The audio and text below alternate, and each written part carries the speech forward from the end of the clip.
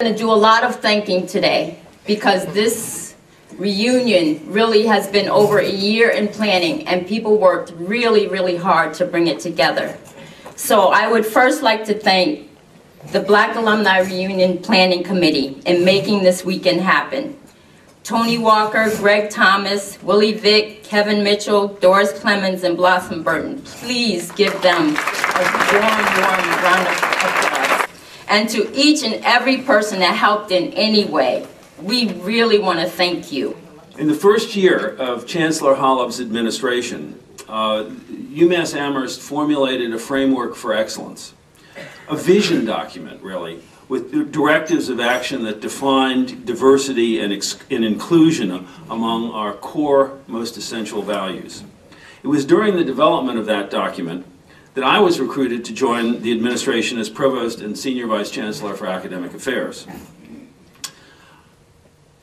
In this recruitment, I resonated to the vision of the framework because it's been my long-held belief that universities, and in particular, flagship public universities like UMass Amherst, must strive to reflect in its faculty and staff, as well as in its student body, the population that it serves. Charged by the Chancellor, Deb Ferreira and her colleagues in the Office of Equal Opportunity and Diversity issued a comprehensive plan this past fall, and I actually brought a copy of it, the diversity plan, a comprehensive plan to translate the vision of the framework for excellence into practical steps that we're taking to make that vision a reality in faculty, staff, and student recruitment, in retention, and success. Thank you all for coming. This has been somewhat of an interesting story how this got started. Greg, Willie, Kevin, and I are celebrating an anniversary of sorts this weekend of our induction into a fraternity that we joined here at University of Massachusetts Amherst. So we were sort of thinking, well, how can we get together as a group, the four of us, and celebrate what we did 25 years ago? And out of that, we figured, well, we should do something that sort of assists the university as well as just a celebration. And there are two ways of doing that. We figured if we can get all our friends to come back, we could have a party. That worked out pretty well. The second part of it is we figured we should try to make at least a token financial contribution as a part of our commemoration. And really, it's important in this setting, what we've been referring to informally as the Black Alumni Network, for us to remain engaged. We just want to do a token contribution from our line on behalf of our fraternity to CMAS of $1,000.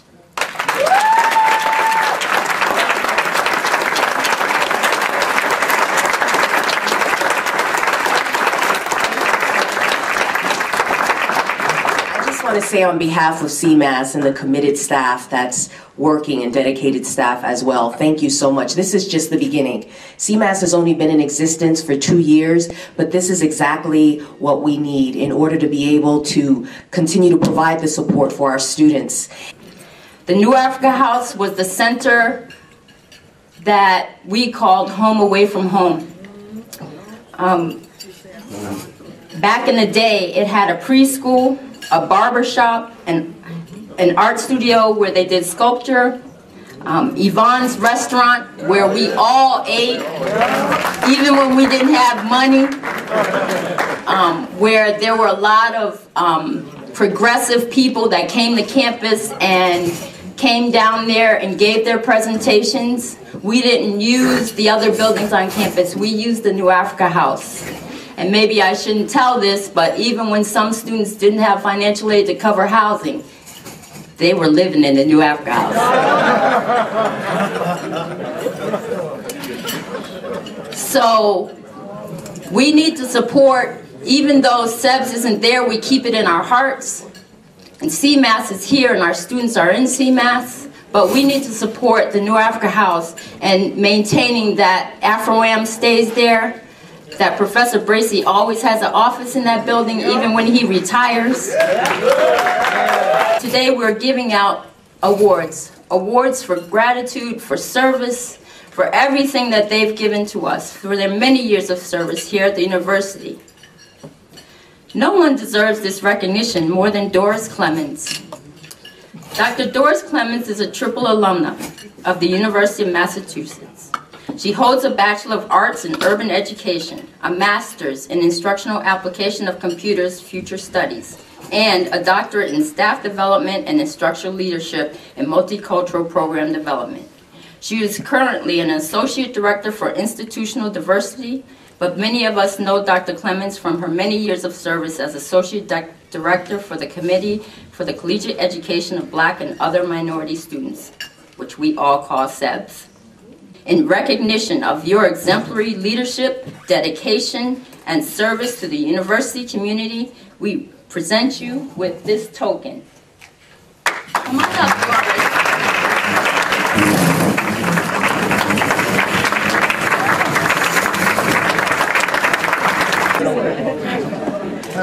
Well, this is definitely a surprise. This is from, Jesus.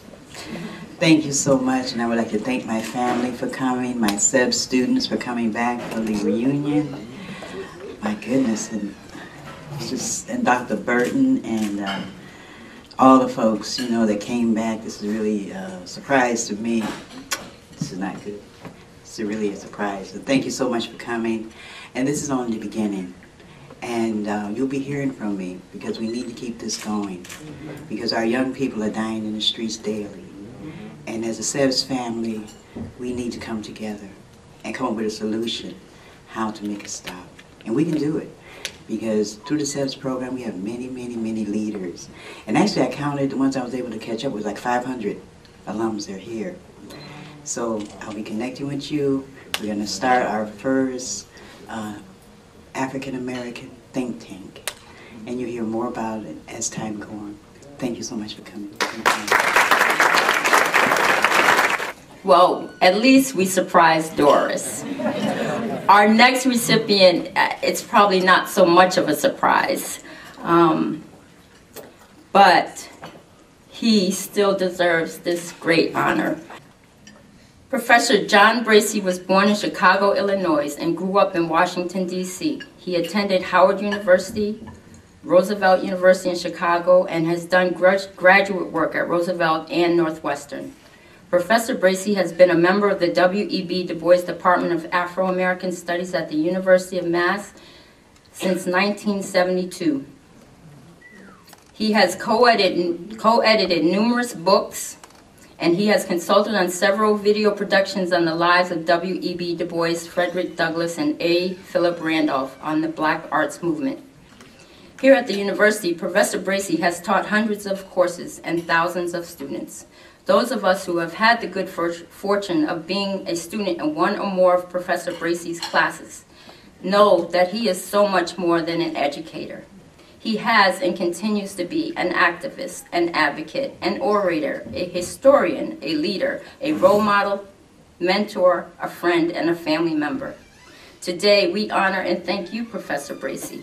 We present you with this small token of all that you've done for us in recognition of your exemplary leadership, dedication, and service to the university community.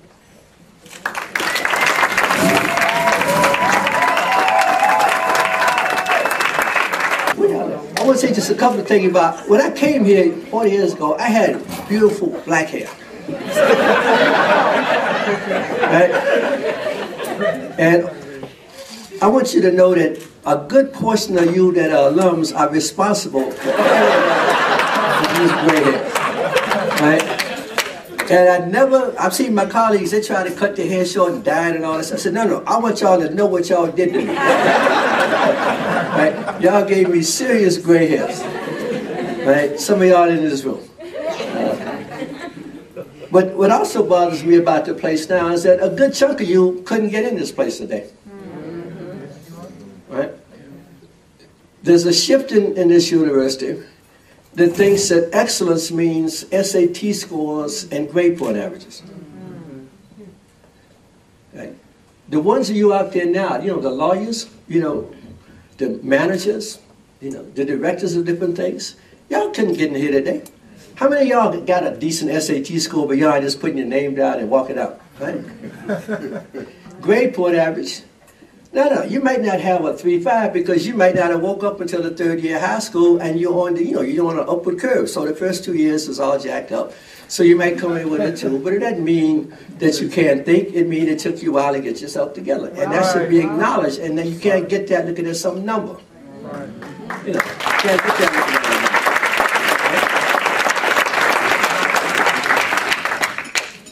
There's another kind of view that thinks that excellence doesn't mean black, right?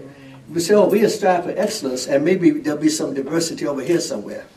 Well, in the 40 years since I've been here, the most outstanding, right, adjuncts to this faculty, stellar figures on this faculty, have been black people, right? We didn't bring in nobody from the bottom or nothing, right? The year I came to this department, my office mate right next door to me, Max Roach, cross name, Archie Shep, right, Nelson Stevens, Chenoweth Chapey, right? We looked for another writer. Who had nobody around? What? Jimmy Baldwin. Right? Comp Lit wants to hire somebody. They get Sam Delaney. They ask us to write a letter because people in Comp Lit don't know who he is. Right? I had to write a letter saying Sam Delaney ought to be on the campus. People say, well, what does he do? I mean, that's the level of people thinking that white is good around here. Right? We ain't bringing no scrubs. Right? The people we brought were the best at what they do. Right? There have been like 4 people on this campus that have gotten MacArthur Genius Awards. 3 of them are black. Right? Max, Sam Delaney, and John Wyden. Right? We ain't bringing in nobody from the bottom. We made this place what it was. We're not no add-on. Right? This place was known for what we had. We wanted somebody to teach music. We brought Horace Clarence Boyer. Yes, sir. Yes, sir. Right?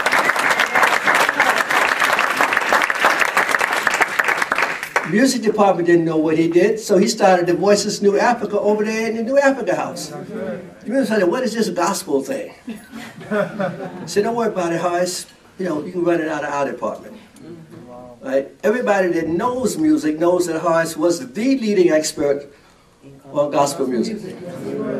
He wasn't like one of the leading experts, he was the leading expert. Right? And you talk to anybody else, they say, why are you asking me? Talk to Horace. Man, Bernice Reagan told me that once. I asked her something about some singer. She said, why are you asking me? You got Horace up there, ask him. So I thought Bernice knew that. She said, no, what I know I got from Horace. Right? So when you're talking black on this campus, you're not talking about helping make the campus diverse. We're talking about keeping the campus as good as it should be. Yes, sir. I mean, look at yourselves. You're successful people. Right? Somebody gave you a chance. Right? We kept you out of as much trouble as we possibly could. Which is why I got the other half of it. Right? When you jumped over a cliff, try to grab you by the shirt before you hit bottom. Right? But you had the courage and the nerve to jump over cliffs. You didn't take no for an answer on this campus. No, you said no. You said, excuse me, this is what I deserve. You weren't grateful to be here. You deserve to be here.